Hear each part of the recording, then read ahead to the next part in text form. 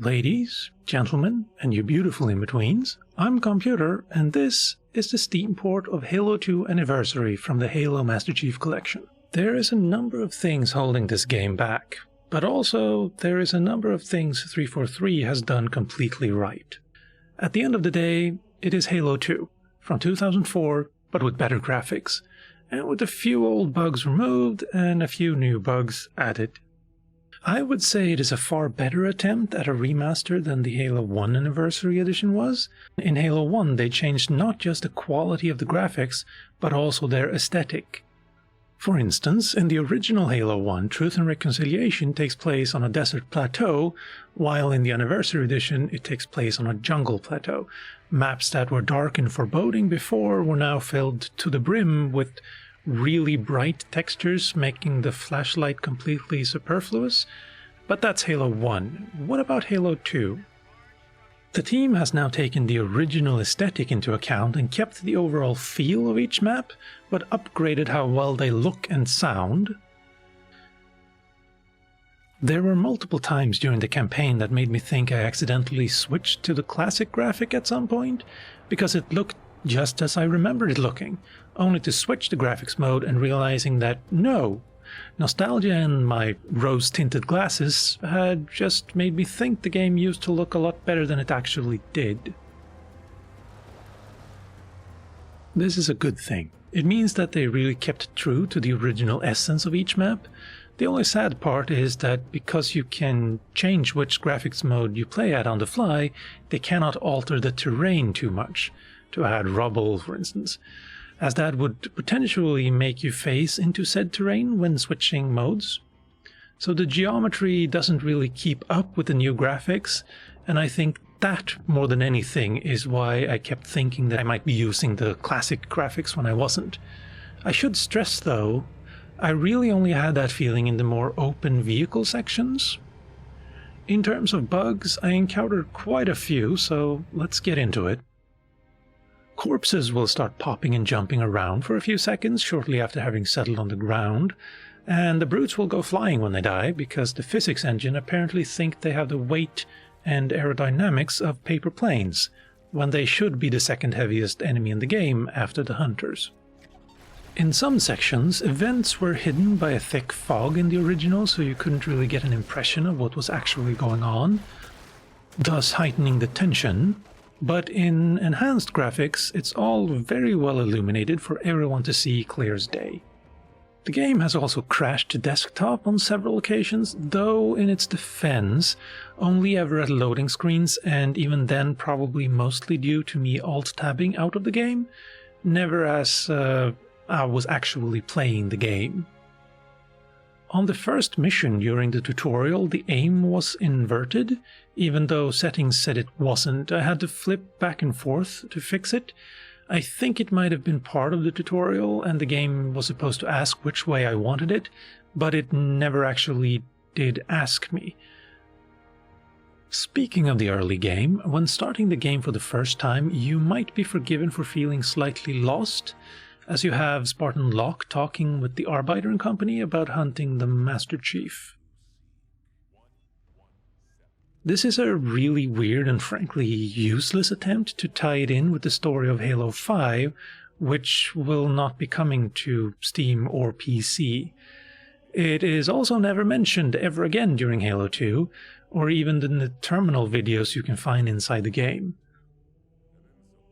In terms of weapons, all the Halo 2 weapons are there just as you remember them, with their ridiculously massive weapon models that fill the entire screen. You can alleviate that by choosing lowered crosshairs, but we're talking about moving them mere pixels lower, and it also changes the crosshairs across all games and introduces a glitch in Halo 1's classic mode, so it doesn't really feel like a proper solution to the problem.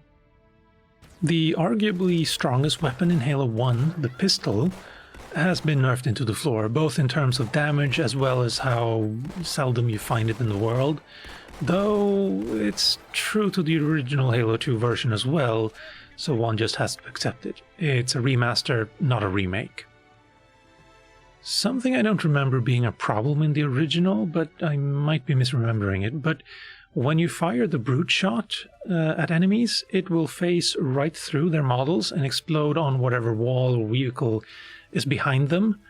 So if you want to use it, fire at their feet. It seems to be a bug, as the brutes can hit you just fine with it. Flood weapon randomness has also been taken up a notch compared to Halo 1, where you could almost always count on a few flood in specific places having specific weapons. Now it seems they're all random. I encountered a group where 4 of them had shotguns, and after I respawned, 5 of them had energy swords, and after I respawned a 3rd time, they all had various other weapons, so I could actually continue. In terms of the controls, a controller works just fine when it comes to the customization you can do on the sensitivity of the sticks. You can make them feel just exactly how you want them to, but the button remapping is frankly horrendous, and this was a problem in both Reach and Halo 1 Anniversary as well.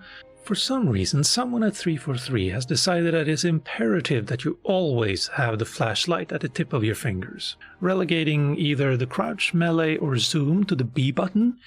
There's even a mapping where nothing is mapped to the left bumper or stick click, yet crouch, melee, or zoom are still on the face buttons. Or in the case of another one, everything seems good, flashlight is on the D-pad, but they've also moved reload from X to B and left X without any remapping at all. Just why? It's very frustrating, especially since they went to the extra effort of enabling complete remapping for keyboard and mouse. Why not add the same for controllers? You can kind of alleviate this by using the Steam controller configuration, but it's not really a permanent fix, since it will alter everything over the entire Master Chief Collection, not just this one game and or DLC, depending on how you look at it. So if you switch to a different Halo game, you have to go back into the Steam config and change which mapping you're using to suit this other DLC/game. For the same reason, Joy to Key wouldn't work either. Not that the game will even accept Joy to Key anyway, it just ignores it, which is technically a good thing because it could instead consider it a form of cheating and sanction you for it, maybe? And either way, if you remap the B button to the left bumper in Steam config, then you have to use left bumper to leave menus, so even that isn't a good solution for that reason either. You can also not use the Steam controller configuration tool to get the buttons on the controller to actually act as keyboard inputs and then remap the keyboard in-game, as the game does not accept keyboard and controller inputs at the same time. So if you're moving and then press spacebar, you'll just stop in your tracks. It's one or the other, I'm afraid.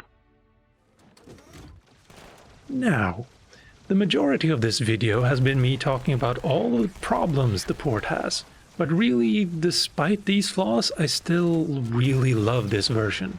As I mentioned, it looks the way I remember Halo 2 looking. Not the way it actually looked, but the way I remember it, which is essentially the highest praise I can think of for a remastered version of a classic game. Also, when switching from classic to enhanced mode, it's not just the visuals that change, but the audio as well. The music becomes better and fuller, and the ambient acoustic changes as well.